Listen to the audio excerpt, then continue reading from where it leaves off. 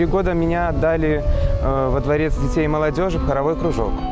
Там я пробыл в районе года, после чего устроили небольшой конкурс, на котором предложили сыграть мелодию по слуху.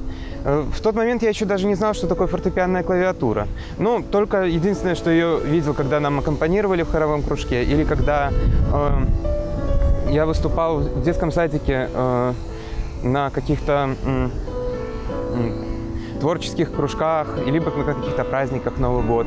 Тогда вместе с преподавателем, с музыкальным руководителем она меня аккомпанировала, а я исполнял некоторые песни. Сейчас уже даже не вспомню, наверное, какие.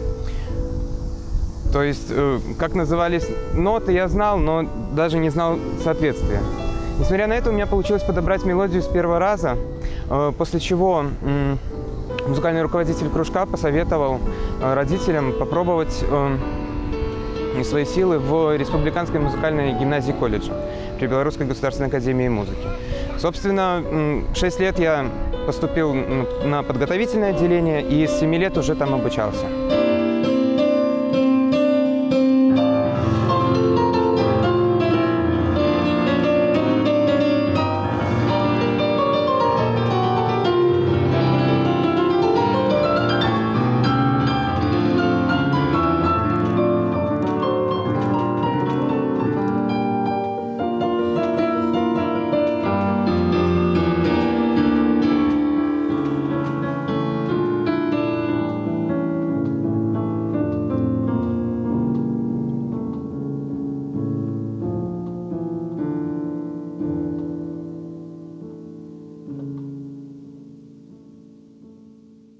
В комиссионке тоже был один прекрасный случай. Это еще было в 3 года.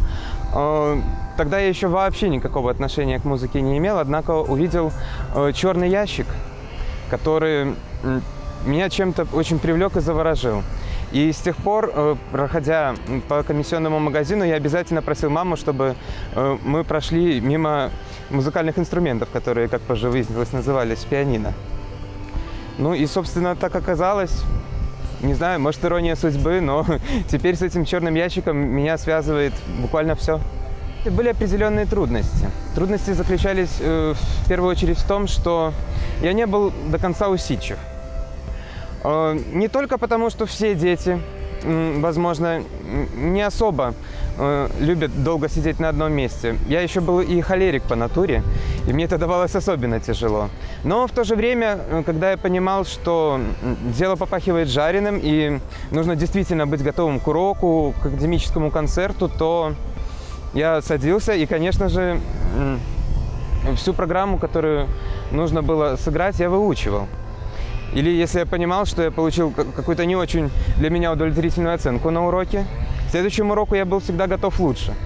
И вот такими лесенками получалось, что один урок я был очень хорошо готов, а другой урок, после того, как меня похвалили, я думал, ну, значит, уже все хорошо, и, соответственно, занятия уже шли не так продуктивно. Но когда я стал немного постарше, лет в 12, пришло сознание того, что я действительно хочу этим заниматься. И что для меня это действительно важно, нужно и интересно. Тогда я начал действительно заниматься серьезно, это по несколько часов в день. Тогда я понял, что без этого труда невозможно действительно подниматься вверх в плане профессионального становления. И это дало свои плоды. Есть много детей, которые ездят по конкурсам с самого раннего детства. Я к таким не отношусь.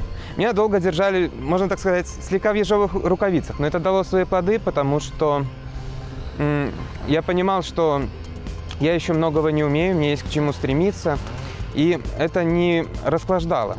Бывают такие конкурсы, на которых можно сыграть одно произведение и получить за это первое место, и считать, что ты уже многого добился. И, может быть, это мое счастье, что моя конкурсная жизнь началась позже, возможно, чем у моих коллег. Ведь это мне дало возможность не расслабляться в какие-то ответственные моменты, а наоборот, научиться собираться и совершенствоваться. Мой первый конкурс был в 13 лет. Это открытый конкурс имени Нины Сергеевны Менделевской. С первого конкурса получилось занять вторую премию.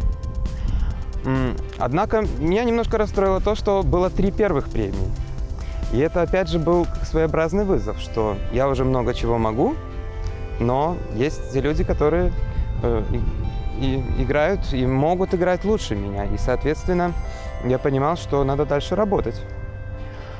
В дальнейшем у меня состоялся переход к другому преподавателю. Изначально я учился у Инны Ивановны Барташевич, но после поступления в колледж я перешел в класс заслуженного артиста Республики Беларусь, художественного руководителя Белгосфилармонии Юрия Николаевича Гильдюка. И, конечно, новый педагог, соответственно, это определенная проверка. Проверка учащегося на его способности, на его отзывчивость. И, конечно, первое время разговор о конкурсах не мог идти, потому что существует определенная притирка между педагогом и учеником. И следующий конкурс у меня был только в 2012 году. Однако это был достаточно значимый конкурс, поскольку это были Дельфийские игры, которые проходили в Астане, в Казахстане. Там я также выиграл серебряную медаль, после чего был удостоен звания гран-премии специального фонда, был удостоен встречи с президентом Республики Беларусь. Это, наверное, хорошо, что первые места случались позже, поскольку на тот момент уже как музыкант, все-таки с опытом в 15 лет, ты уже имеешь какой-то багаж знаний, какой-то опыт, и это уже являлось как одобрение того, что ты делал на протяжении долгого времени. Весь труд музыканта – это, кажется, с одной стороны, очень приятное искусство, но с другой стороны, оно требует именно временных затрат, потому что музыка – это искусство времени.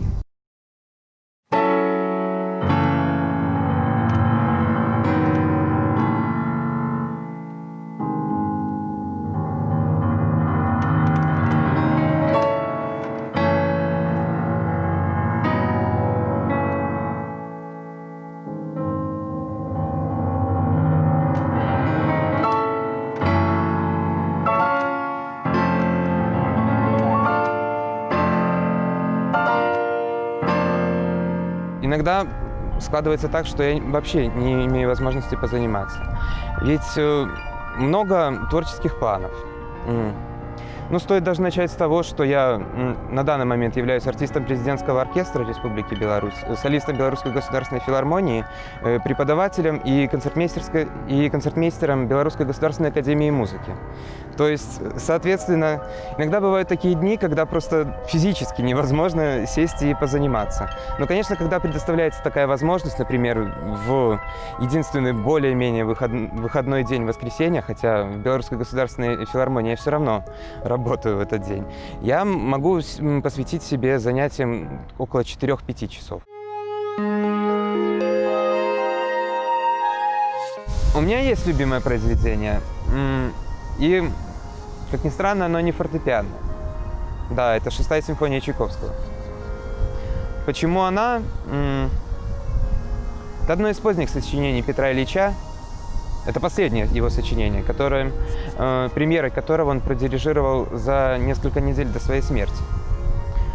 И на самом деле многие музыканты считают некрологом его жизненного пути. И это действительно так, потому что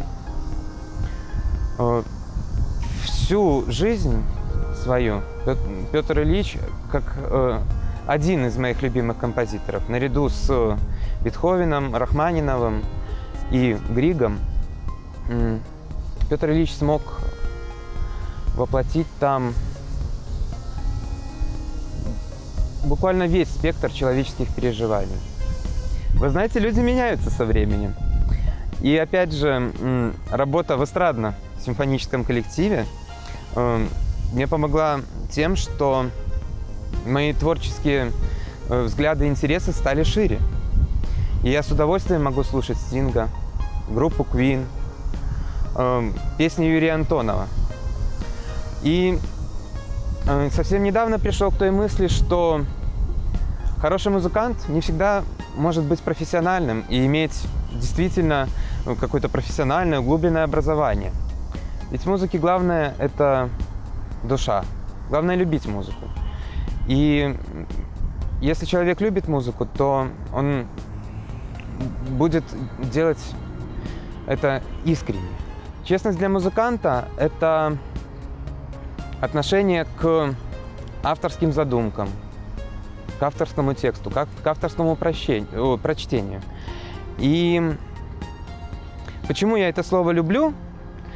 Я иногда слышу такое мнение, что Данилов исполняет в произведениях Данилова, но не всегда видит самого автора. То, что я переживаю и выплескиваю это в своем творчестве, возможно, это хорошо. Но вот именно эта исполнительская честность, это, наверное, то, к чему я стремлюсь постоянно. О том, о чем я никогда не даю себе забыть. Из-за этого, наверное, я и думаю постоянно о том, как приблизиться вот к тому идеалу, к тому совершенству, к тому, что заложил композитор в своих сочинениях, чтобы показывать не только свой внутренний мир, а в первую очередь внутренний мир композитора.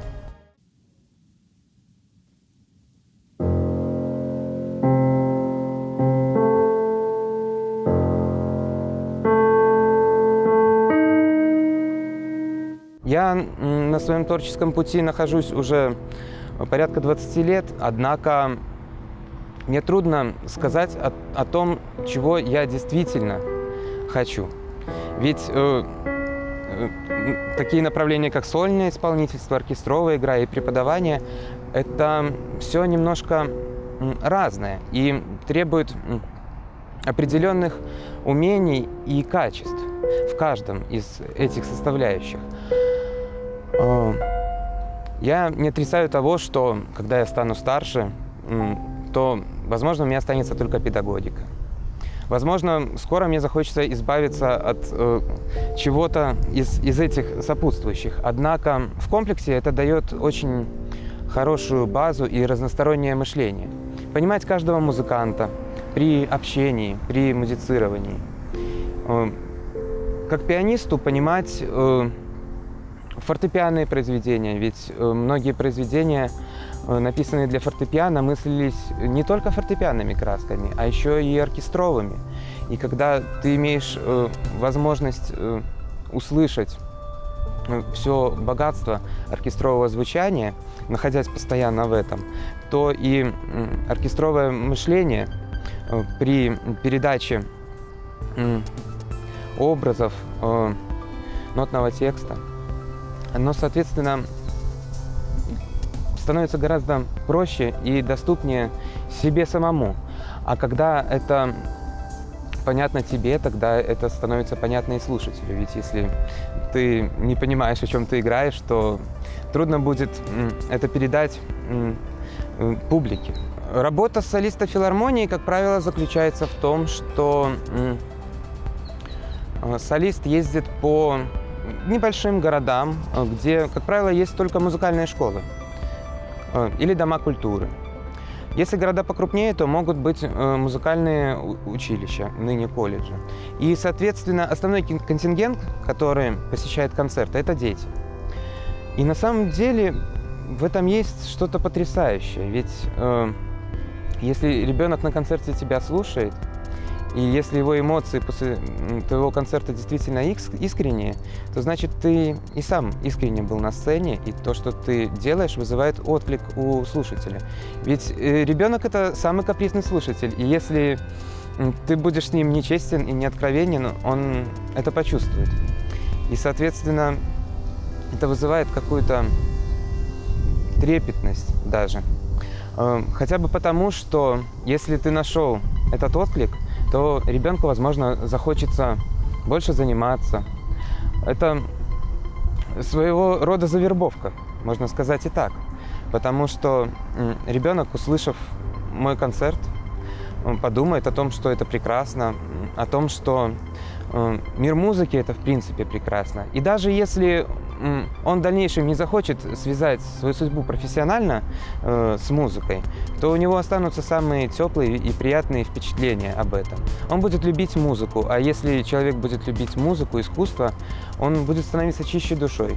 Если таких людей у нас будет становиться больше, то мир вокруг тоже будет прекраснее.